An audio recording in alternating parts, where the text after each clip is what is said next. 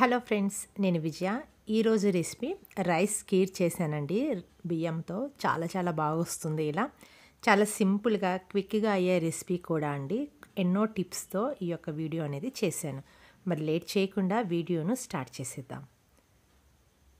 ఒక అరగంట ముందు నేను ఒక పావు కప్పు బియ్యాన్ని ఇలా నాననిచ్చానండి. బియ్యం బాగా నానాయి. ఎంత బాగా నానితే మనకు రైస్ అనేది అంత బాగా త్వరగా కుక్ అవుతుంది.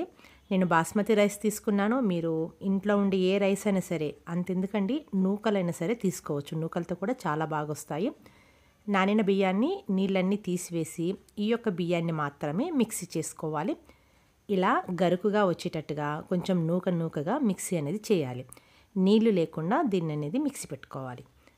తర్వాత స్టవ్ ముట్టించి 1 లీటర్ వరకు పాలను నేను వేడి చేస్తున్నాను. నేను ఇవి వచ్చేసి గేదె పాలు తీసుకున్నానండి, ప్యాకెట్లోవి కాదు. మీరు ప్యాకెట్లో అయినా సరే ఏవైనా అందుబాటులో ఉంటే అవి తీసుకోండి. తర్వాత ఇలా కలుపుతూ మరగనివ్వాలి. ఇలా మరిగేటప్పుడు దీంట్లోకి నేను లెమన్ కలర్ వచ్చేసి 1 డ్రాప్ వేస్తున్నానండి.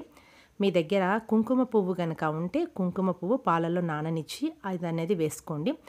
అందరికీ అందుబాటులో ఉండదు కాబట్టి ఇలా ఫుడ్ కలర్ వచ్చేసి 1 డ్రాప్ వేసుకున్నాను, జెల్ కలర్. ఇలా పాలు మరిగిన తర్వాత దాంట్లోకి ఈ యొక్క బియ్యం మిశ్రమాన్ని వేసుకోవాలి. ఈ యొక్క మిశ్రమం వేసుకున్న తర్వాత ఉండలు లేకుండా మధ్యలో కొంచెం ఉండలుగా అనిపిస్తే ఇలా గరిటెతో నలుపుతూ బాగా ఉడకనివ్వండి.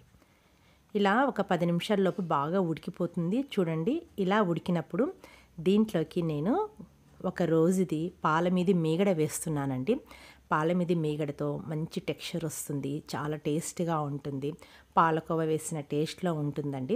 దీంతో పాటుగా కొంచెం పాలు కూడా కలుపుకున్నాను. నాకు మరి చిక్కగా అయిపోయింది కదా, అందుకని మీగడతో పాటుగా పాలు కూడా కలుపుకున్నాను. తర్వాత ఇప్పుడు దీంట్లోకి పావు కప్పు చక్కెర వేసుకుంటున్నాను. చక్కెర కొంచెం సరిపోదని ఇంకో స్పూను చక్కెర వేసుకుంటున్నా. చక్కెర మీ యొక్క టేస్ట్కి తగ్గట్టుగా వేసుకోండి.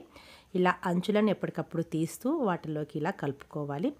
తర్వాత కొంచెం నెయ్యిని వేడి చేసి నా దగ్గర అందుబాటులో ఉంటున్న కాజు బాదాముని తీసుకున్నాను. వాటిని ఈ విధంగా నేను ఫ్రై చేస్తున్నాను, ముక్కలుగా కట్ చేసుకున్నాను. ఇప్పుడు ఉడికించే ఈ యొక్క రైస్ కీర్లోకి వీటిని అనేది వేసుకోవాలి. చాలా సింపుల్ అండి, చాలా ఈజీ కూడా, చాలా త్వరగా కూడా ఈ యొక్క రెసిపీ అవుతుంది. అయితే మనం బియ్యం వేసాం కదా, అన్నాన్ని బాగా ఉడకనివ్వాలి. ఆ తర్వాతనే మనము షుగరు, పాల మీద మీగడ అనేది వేసుకోవాలి. ఇలా కలుపుకొని ఇంకా సర్వ్ కనుక చేస్తే ఇంకా పిల్లలైతే కప్పులు తాగేస్తారండి. నిజంగా అంత టేస్ట్గా ఉంటుంది.